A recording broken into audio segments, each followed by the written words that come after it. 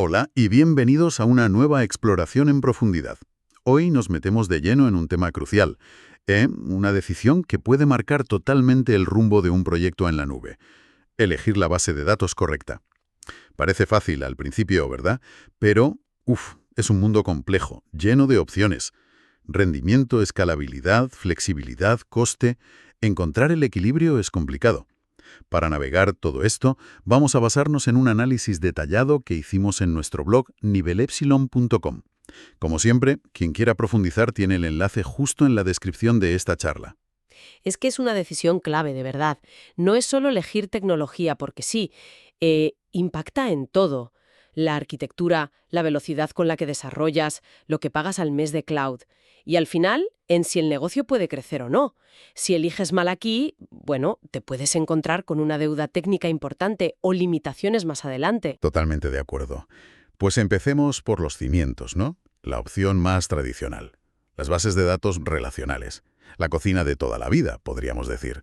Todos conocemos SQL, las tablas, las filas. Han sido la base de muchísimo software. Efectivamente. Y su gran fuerte sigue siendo la consistencia, la integridad de los datos. Llevan décadas de desarrollo detrás. El concepto de las transacciones ACID es fundamental aquí. Atomicidad, consistencia, aislamiento, durabilidad. Garantiza que operaciones complejas, piensa en una transferencia bancaria, o se hacen bien del todo o no se hacen, incluso si algo falla.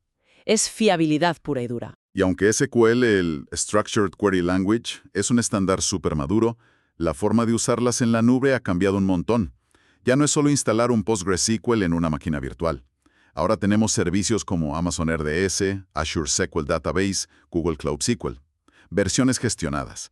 Pero, ¿qué aportan de verdad estos servicios, más allá de ahorrarnos el parcheo y las actualizaciones? Pues aportan muchísimo, la verdad. Te dan alta disponibilidad casi automática, copias de seguridad que se hacen solas, réplicas de lectura que montas en un momento y, muy importante, opciones de escalabilidad que van más allá de lo típico de hacer la máquina más grande, el escalado vertical.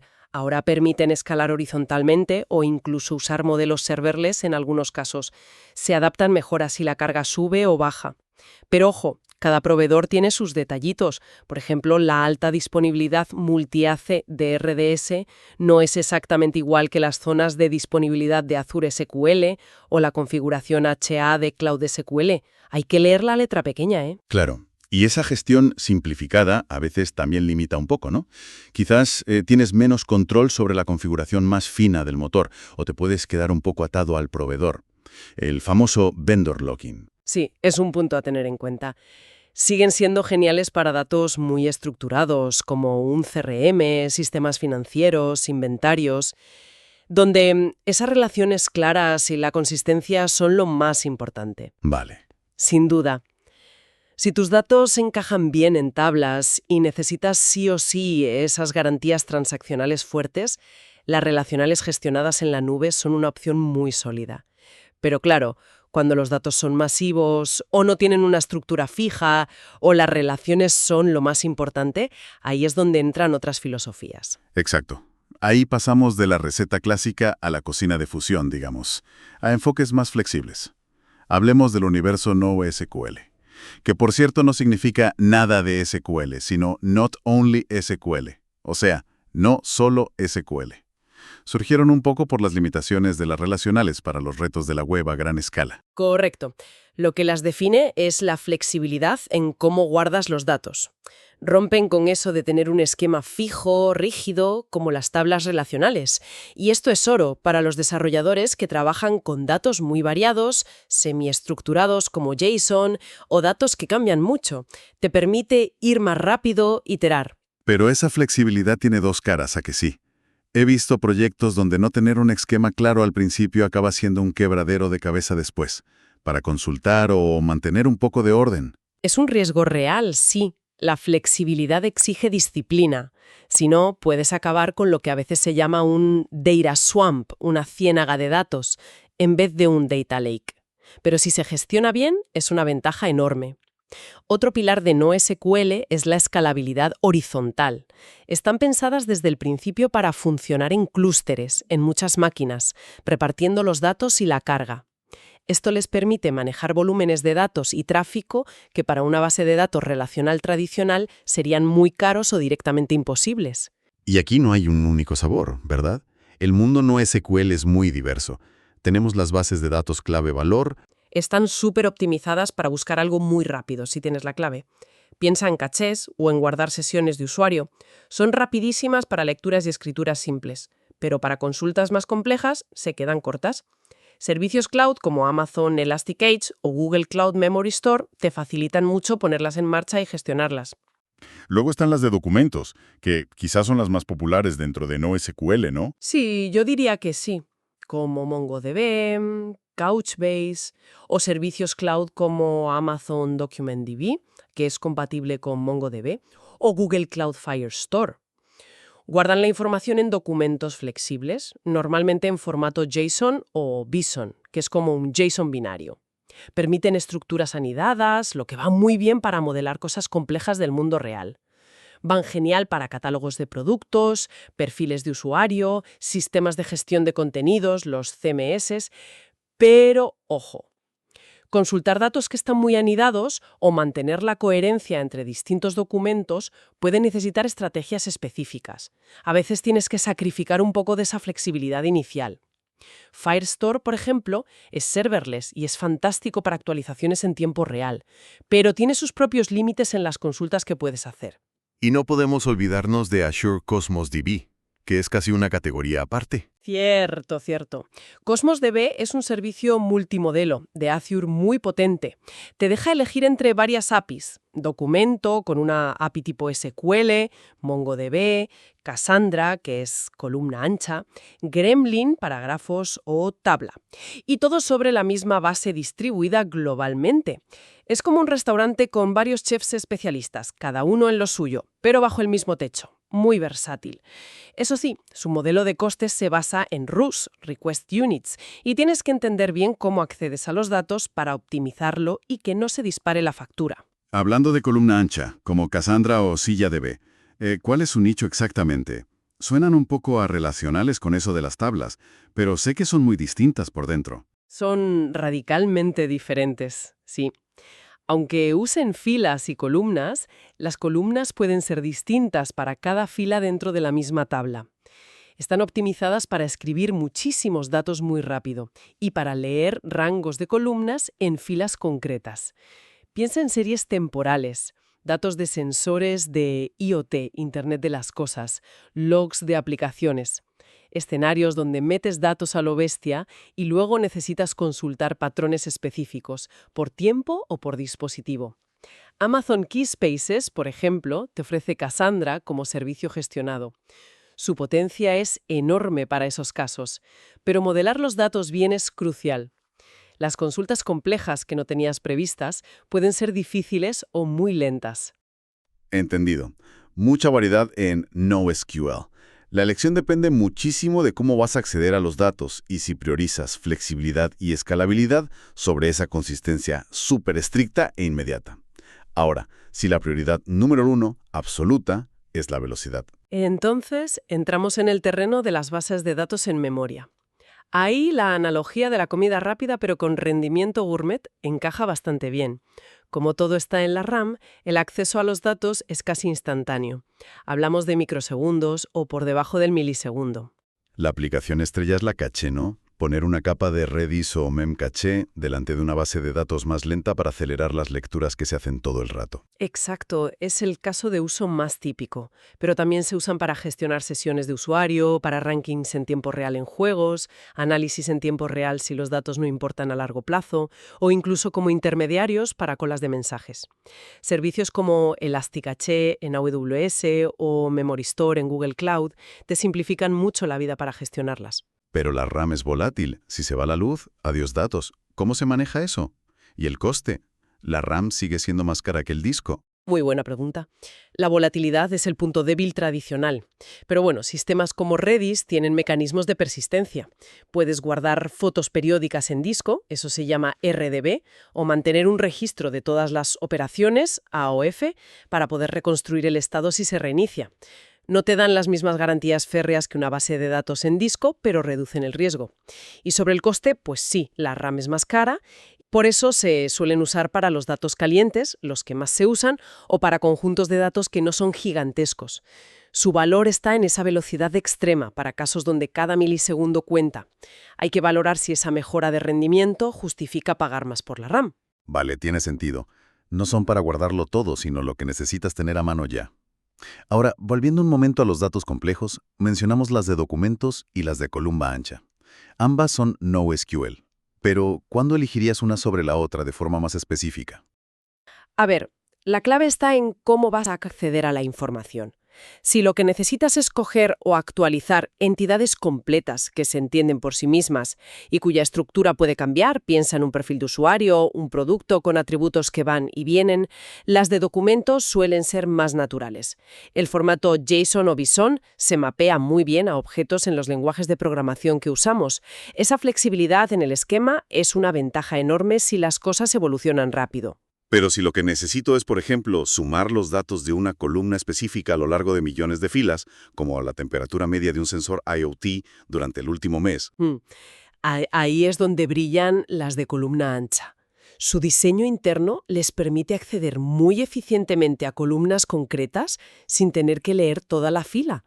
Esto es vital si las filas son muy anchas, con muchas columnas, o si hay muchas columnas vacías. Son auténticos caballos de batalla para meter datos masivamente y luego analizar patrones sobre volúmenes enormes y distribuidos. Cassandra, SquilaDB, HBase o los servicios gestionados como Keyspaces o el modo de columna ancha de Cosmos DB están pensados para eso. Entendido. Modelos distintos para problemas distintos, aunque ambos ofrezcan escalabilidad horizontal y flexibilidad frente a las relacionales. Y nos queda una categoría que a mí me parece fascinante, las bases de datos de grafos. Suenan casi esotéricas, pero resuelven problemas muy concretos, ¿verdad? Totalmente. Son las especialistas en relaciones. Si tu problema principal gira en torno a cómo se conectan las cosas entre sí, amigos en una red social, productos que se recomiendan juntos, rutas en una red logística, detectar fraudes basándote en conexiones sospechosas, las bases de datos de grafos son sencillamente imbatibles. ¿Cómo funcionan por dentro, así a grandes rasgos? ¿Qué las hace tan buenas para eso? Pues modelan los datos como nodos, que son las entidades, y aristas, que son las relaciones entre ellas. Lo crucial es que las relaciones son ciudadanos de primera clase, no algo que calculas al vuelo con joins complicados como en SQL. Tienen índices optimizados para recorrer esas conexiones súper rápido. Preguntas como, encuéntrame a los amigos de mis amigos que viven en Madrid y además les gusta el cine, se resuelven de forma mucho más natural y eficiente que intentando hacer múltiples joins en una base relacional, sobre todo si la red es grande. Suena potente, sí. Neo 4G es el nombre que más suena por ahí. Pero, en la nube, ¿qué opciones tenemos? Mencionaste antes Amazon Neptune y la API Gremlin de Cosmos DB. Exacto. Amazon Neptune es un servicio totalmente gestionado y optimizado para grafos. Soporta lenguajes de consulta como Gremlin y Sparkle. Sería como el restaurante súper especializado en cocina de grafos. Azure Cosmos DB, con su API Gremlin, te ofrece grafos como una de sus personalidades, integrado en su plataforma multimodelo que ya comentamos. Y en Google Cloud, aunque no tienen un servicio nativo propio de grafos, puedes desplegar soluciones líderes como Neo4j o TigerGraph desde su marketplace. Ahí ya te encargas tú de gestionarlas o con soporte del partner. O sea, diferentes enfoques, servicio dedicado, opción integrada multimodelo o te traes tú al especialista. Y requieren un cambio de mentalidad importante para los equipos que están acostumbrados a SQL o incluso a otros no SQL. Sí, sí lo requieren. Modelar pensando en grafos y usar lenguajes como Gremlin o Cypher, que es el de Neo-J4, necesita un aprendizaje. Pensar en términos de nodos, aristas y propiedades es diferente, pero para los casos de uso adecuados, recomendaciones, detección de fraude, gestión de identidades, redes de conocimiento, El esfuerzo compensa muchísimo por el rendimiento y la claridad que te da el modelo. Bien, pues hemos hecho un recorrido bastante completo. Relacionales, clave-valor, documentos, columna ancha, en memoria, grafos. Uf, ahora llega el momento clave. ¿Cómo elegir la pareja perfecta para nuestro proyecto? Parece que no es solo mirar una tabla de caso de uso contra tipo de base de datos.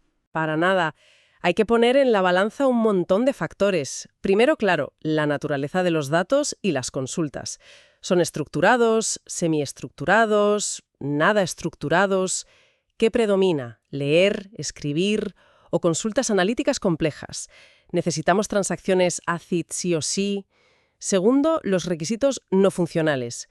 ¿Cuánta escalabilidad necesitamos hoy y cuánta creemos que necesitaremos? ¿Qué latencia podemos permitirnos? ¿Qué disponibilidad y durabilidad son imprescindibles? No podemos perder datos bajo ningún concepto. Tercero, el equipo. ¿Qué tecnologías conocen ya? ¿Están dispuestos a aprender un modelo de datos nuevo o un lenguaje de consulta diferente? Cuarto, la gestión. ¿Queremos un servicio totalmente gestionado, que nos quiten trabajo, quizá serverless? ¿O necesitamos más control, aunque implique más curro nuestro? Y quinto, por supuesto, el coste. ¿Cómo encaja el modelo de precios si pagas por lo que provisionas, por uso real, por almacenamiento, por operación, con nuestros patrones de carga? Hay que echar números. Pongamos un ejemplo rápido. Imagina una startup que está creando una nueva red social. Necesitan guardar perfiles de usuario, que pueden cambiar, posts y sobre todo las conexiones entre usuarios, amistades, seguidores. ¿Qué opciones podrían barajar? Interesante. Podrían pensar en un enfoque políglota, o sea, usar varias bases de datos. Quizá una de documentos como Firestore o MongoDB Atlas para los perfiles y los posts por la flexibilidad que da, y para las relaciones, las conexiones, una base de datos de grafos como Neptune o Neo4j sería ideal. Gestionaría esas conexiones de forma súper eficiente y facilitaría calcular recomendaciones tipo «a tus amigos también les gusta esto». O, bueno, podrían optar por una solución multimodelo como Cosmos DB si prefieren tenerlo todo bajo un único proveedor y una única plataforma. Una base de datos relacional pura probablemente sufriría bastante para escalar bien las consultas de grafos sociales cuando la red crezca mucho. La elección final dependería de su presupuesto, de lo que sepa hacer el equipo y de los requisitos concretos de rendimiento y escalabilidad que tengan. Queda claro que es una decisión estratégica con muchos matices. No hay una solución única para todo. Exacto. Y la elección no tiene por qué ser para siempre. Las arquitecturas modernas a menudo combinan varios tipos de bases de datos, cada una haciendo lo que mejor sabe hacer. La clave es entender bien los pros y contras de cada opción en el contexto específico de tu aplicación y de tu negocio. Perfecto. Pues resumiendo esta exploración un poco culinario-tecnológica, hemos visto las bases de datos relacionales como esa cocina fiable y estructurada de siempre. El universo no SQL, clave-valor, documento, columna ancha, como la cocina de fusión, adaptable y muy escalable. Las en memoria como el servicio express, rapidísimo. Y las de grafos como las maestras de las conexiones. Elegir bien es como encontrar ese ingrediente secreto que hace que tu plato o tu aplicación destaque. La reflexión final sería: no te enamores de una tecnología por sí misma. Enamórate de resolver bien tu problema. La mejor base de datos es la que te permite cumplir tus objetivos de negocio de forma eficiente, sostenible y que pueda crecer contigo. Y este mundo cambia constantemente, así que la curiosidad y seguir aprendiendo son esenciales. Hay que estar al día. Y si quieres profundizar en todo lo que hemos comentado hoy, recuerda que tienes el artículo completo en el blog. Te he dejado el enlace directo en la descripción de esta exploración para que puedas consultarlo. No dejes de visitarlo en nivelexilon.com. Ha sido un análisis fascinante, la verdad. Quizá la próxima pregunta no sea solo qué base de datos elegir, sino cómo estamos preparando nuestras arquitecturas para poder integrar y gestionar bien toda esta diversidad de almacenes de datos especializados que va creciendo. Algo en qué pensar. Hasta la próxima conversación.